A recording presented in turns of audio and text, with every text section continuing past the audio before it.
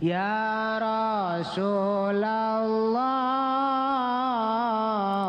salamun alaikum. Lamun aya jelema ragag di tangkal, ragag di luhur imah jelema bae, jelema caritana ieu. Bruk, kolot balang, ulah dicekel. Ulah diragap, ulah banjur ku sia. Banjur bae, tutupan make samping bikang tapi tutupna. Abeh nya ngerenjet oh ieu pamajikan meureun ieu. Beneran ieu mah make samping bikang tutupan. Anta atawa make daun jauh kelutuk. Ke daun jauh tutupan. Nah, sadar. Antep ke karunya tinggal cerik ulah waka dicekel ke geus usik nyana geus usik sana jangan dicekel gatuh pae mah pae ieu dek dikumakeun ulah cokolot bawang ke usik sukuna ke usik tah usik berarti cager tah geus antepkeun teu kebal hudang cager eta kolot baheula bisa dibuktikan di dapur baheula di dapur takula meneman takos gege keur mujuhna kitu nyen kaso nu ragag tukang kahandap dek aya almarhum abah kula dicekel antepkeun siram cek abah siram cakula teh nu saeur mah kotok anggap kotok almarhum mah teger jasa eta siram nyokot daun jauh lantaran rada lila rada jauh samping bikang bae samping bikang dengan antapkan kena usik mun teu usik bae berarti ayeuna teh kumaha deui atuh jantan mandu Allah ngan eta mah tarekah kolot bae bismillah menang 5 menit leuwih setik mulai usik tuh udangnya na kieu karak ditanya mah hareup mana ieu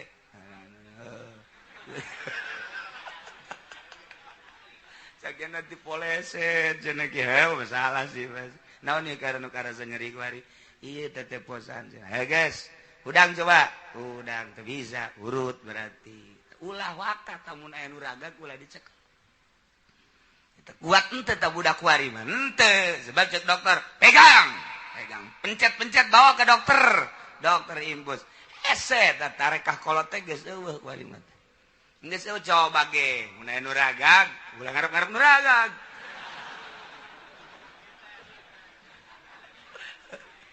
santri di tugangan imah aya tangkal jamblang baheula kanu kuari di imah Haji Rumdani teh tangkal jamblang katanya aya santri naik kalau batur ngaji nya naik jamblang salah saha ragag duaan hadena ge jadi aya nu nyaho ngan nu saurangna leutik jadi lumpat begitu ragag bluk santri leutik teh tah lain nulungan pan budak mah bebeja ka imah mang santri ragag di mana tangkal jamblang geus dicekel teh encan ka kamar mencan da kula doang tadi itu banjur tutupan make daun cawu loba daun cawu antepkeun geus betna teh kebal udah masyaallah eta tarekah kolot tah ieu mah keur carita Zaid ngamaksud ngabunuh kaki Umar ai praktea ngabunuhna teh make kokoprak pas salaki nyandung esok di kokoprakan kuno kolot ajar kotok jago meureun aduh masya Allah begitu diketuk diketrok trak make tungked atawa make kokoprak kunaon goleang plak modar dan dia gue jejak pae berarti aing hebat ye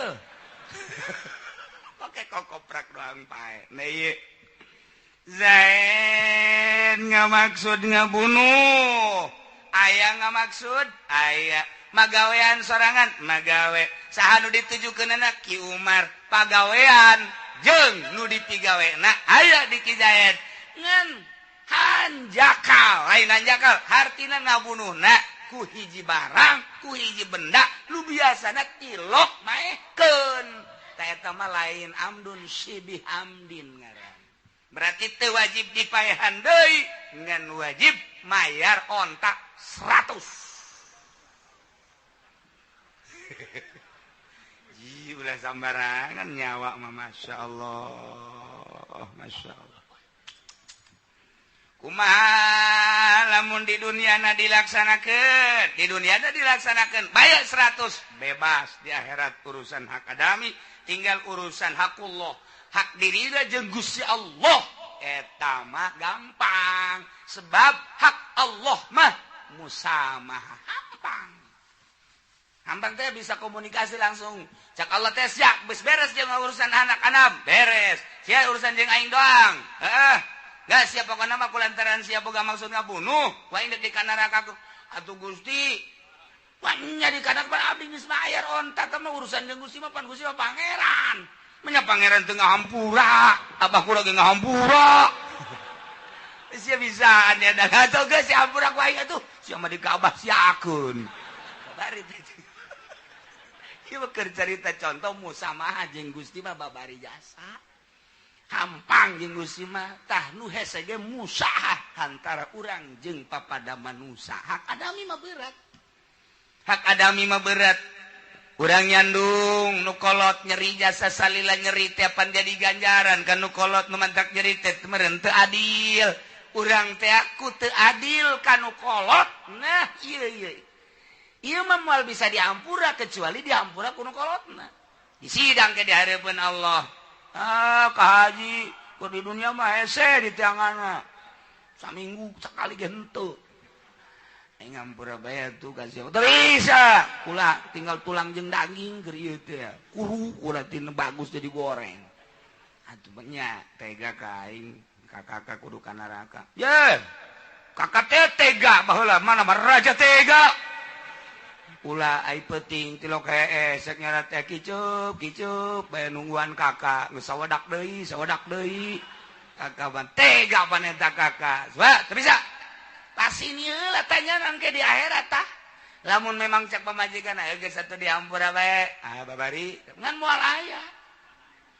aya tuh kuari ge atuh geus teu ngahampura nu kolot teh kanu kapusalaki komo engke geus sayang dengepan kumaha Allah teh ngampuran teh henteu atuh henteu masih ka neraka urusan jeung aing onom teh mah gampang teh mah urusan jeung aing mah sia nyandung pan dititah ku aing asal sia bisa adil atuh aing mah geus ngahampura bae geus ka sia jadi mang dititah ieu ku aing mah nyandung sia geus bagus teh nuturkeun parentah aing ngan kieu teh sia nyandung teh akur jeung parentah aing da sia mah atuh lamun eta nu kolot dan teu satuju henteu ngahampura atuh teh mah wayaan sia mah neraka berarti teh tinggal kitu doang mantak neangan awewe nu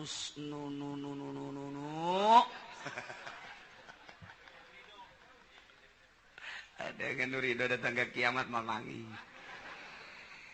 tapi lamun jujur mah ridho terido ai jujur mah pokona mah aing mendek nuturkeun Al-Qur'an kuari mah disia sapeting dinu ngora sapeting tah mah ridho terido terus bae tah mah pokona mah asal di dieu sapeting di dieu sapeting di dieu sapeting di dieu sapeting beres Cuman wahai teh ai di ngora mah di seminggu 2 minggu ai di kolot mah masyaallah datang doang gengan saukur PS berang jowo deui sak nu kolot beuy teh si Kak Haji masyaallah kok tega-tega deui da eta hak eta anu bahaya ya Allah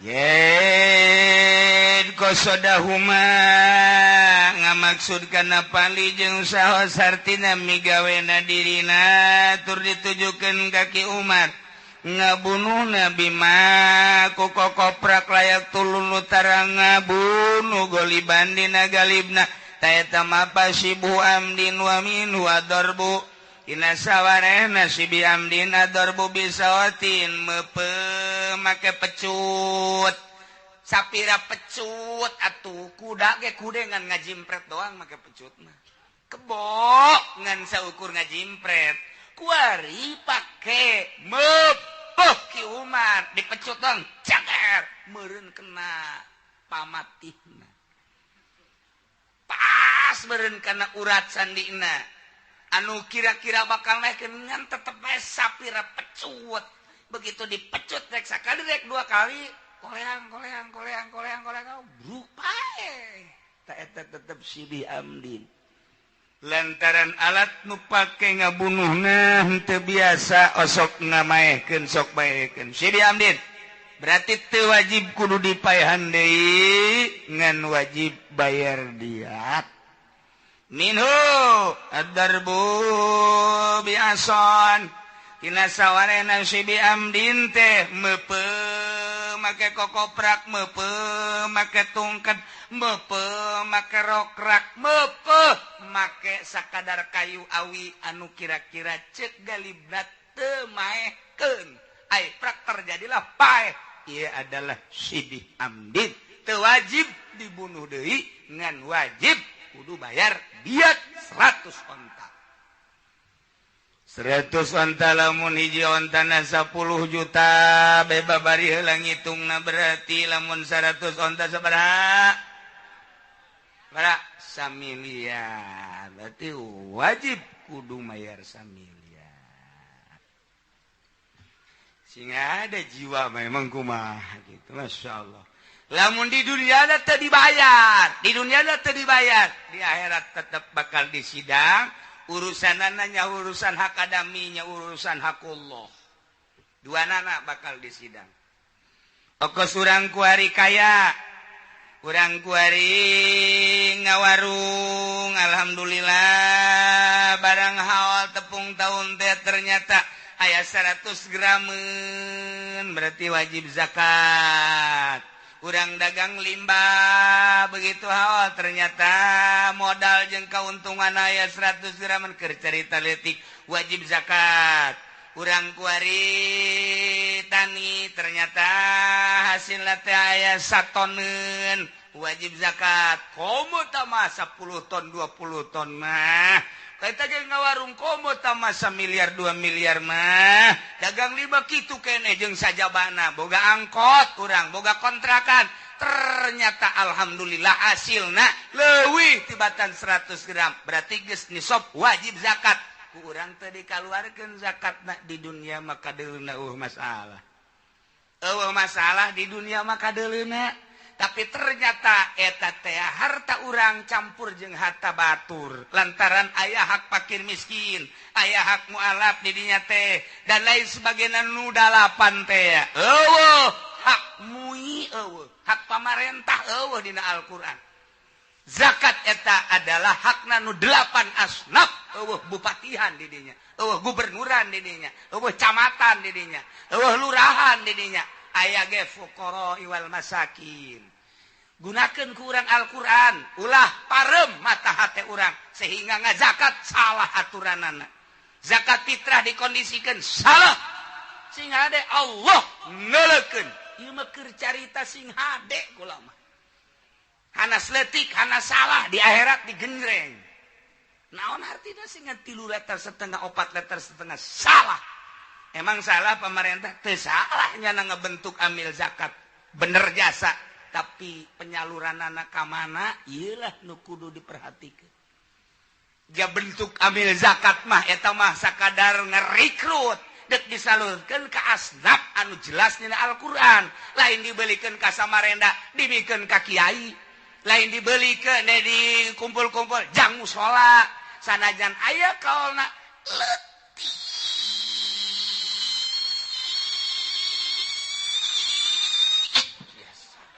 Daenge ku jelisia. Kana ngaji mah keur carita ngaji. Ada prak-prakanana ka ditu sabodo, kula mah ngan saukur ngabejakeun dong aslina kos kitu. Ulah salah, mun endeuh hayang bener hirup, ulah salah. Cenah atuh kumaha pamarentah, ai mah kos kitu we tah. Sare ka pamarentah bener henteu insyirofna. Ja eueuh insyirofna kudu ka mushola, aya ge leutik jasa ge teh mah di saat-saat geus eueuh fakir miskin. Imam Nawawi ngameunangkeun daripada teu tersalurkeun hek bae atuh jang kepentingan umum mun geus teu kasalurkeun. Ambu layah keneh fakir miskin. Geus kitu. 100 gram tinggal dihitung mah atuh 100 gram kali 500.000 sagramna. Jadi sabaraha duit? Sabaraha duit tah? Sagramna 500.000 kali 100 gram jadi sabaraha? 5 kali 50 juta 5 kali juta berarti cokot 2,5%. Berarti atuh 50 juta bagi 10 sabaraha? 5 juta aju bagi sabaraha deui?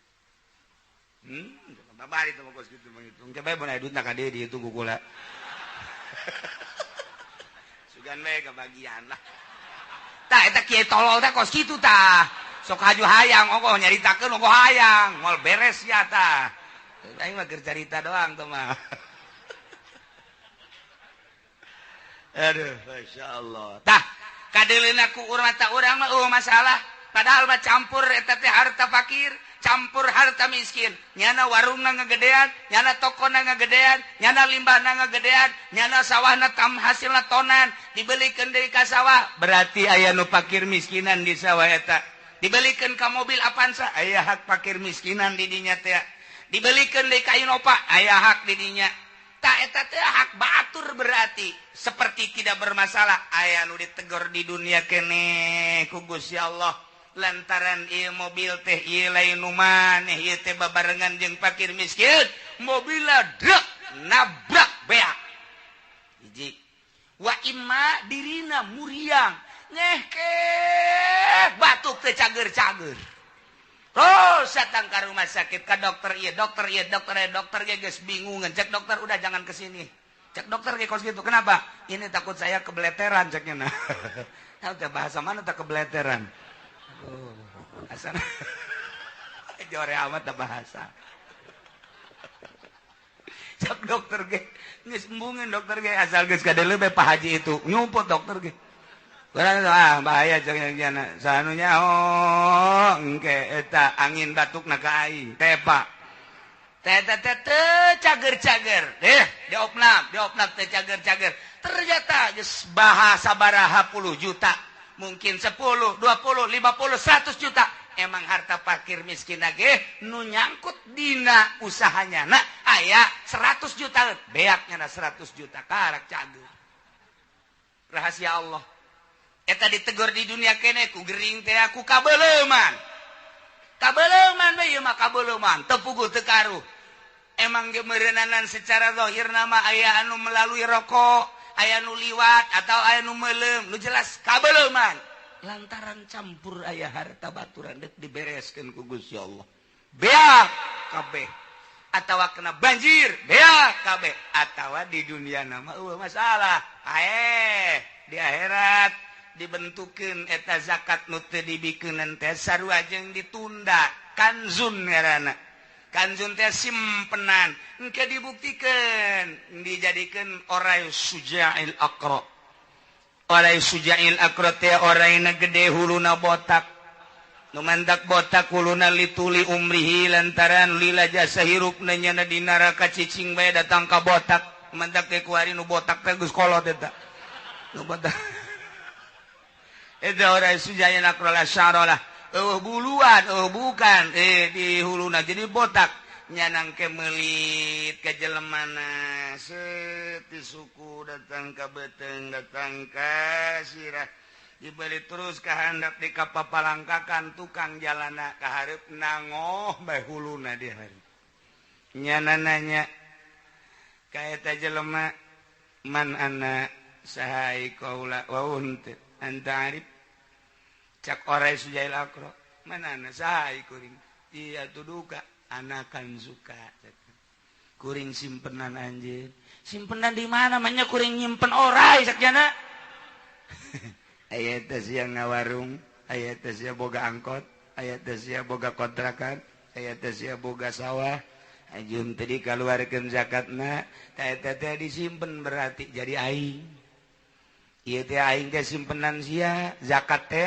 teu dikaluar-luarkeun tah kuari mah geus bae aing mah hirup deuk babarengan we jeung sia atuh nanaonan henteu nanaonan bungan sia di duniana resep jasa ngagugulung zakat kuari aing teh ieu teh bentukna teh baheula aing teh dikaluarkeun berarti sia teh resep jasa ka aing atuh aing ge embung bisa jeung sia lamun dikitukeun jaga di akhirat masyaallah Gusti ya Allah nah sedangkan nuh tengah zakat di Kabupaten Tangerang Hasanah hampir 99,9%. Ayo coba ge ulah sa Tangerang ge saci kupak bae di pasar Kemis ona mulai caritakeun geus samahalana. Ieu basa saci kupak bae heula, saci kupak pasar Kemis mah ngazakat kabeh. Eta Masyaallah kari. Bentukna kuari jadi Avanza, bentukna jadi Innova, bentukna jadi truk, bentukna dibentukeun jadi perumahan padahal eta teh hak babarengan engke di akhirat. Mana isin urang teh ditongton ku tatangga. Ji, eta keur naon? Kalau ngomong sia.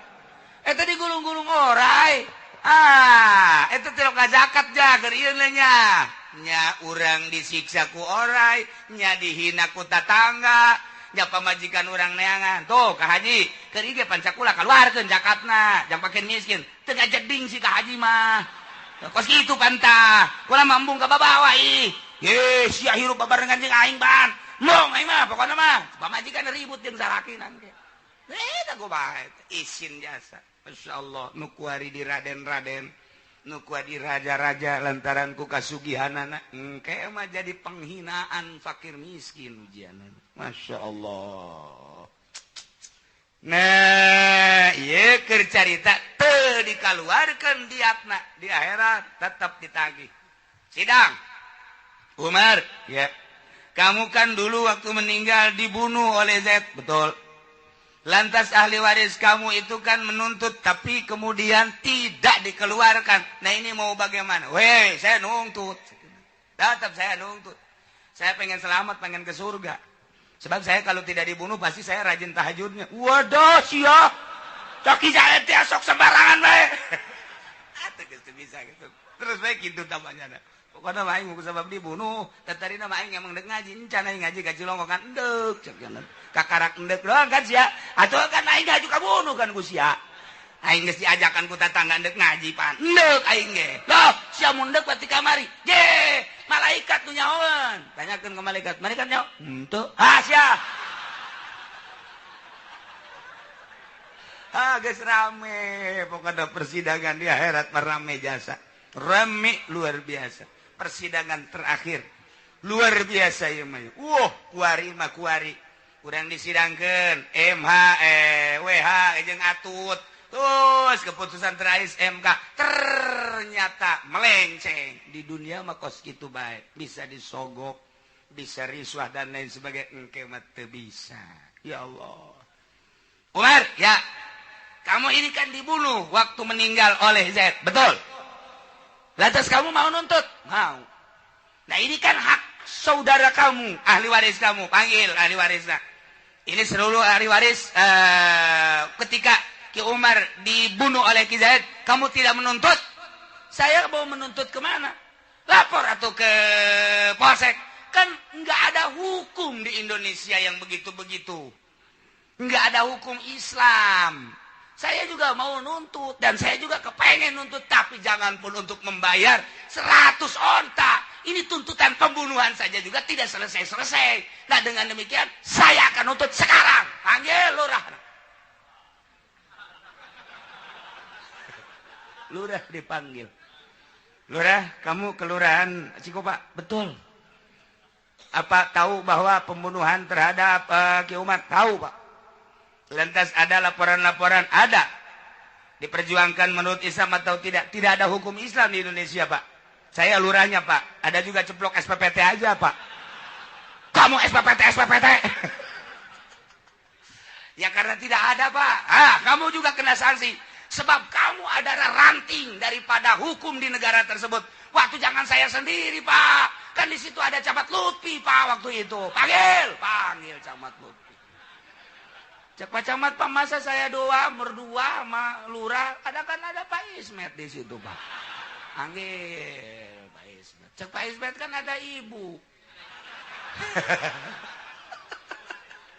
Ada ibu, dia Pak maksa pengen jadi gubernur. Udah aja saya menurut sama ibu aja. Waktu itu juga kan saya udah bergaining. Saya mau membantu ibu asal anak saya bantu nanti. Oh iya katanya. Kan begitu perjanjiannya. Makanya anak saya mau ditekin. Dek beres kumaha nagara. Lamun urusan negara dikaitkan ke kos gitu. Panggil ibu. Ibu betul. Menanggalkan daya-daya. Cak Pais teh pembelaan.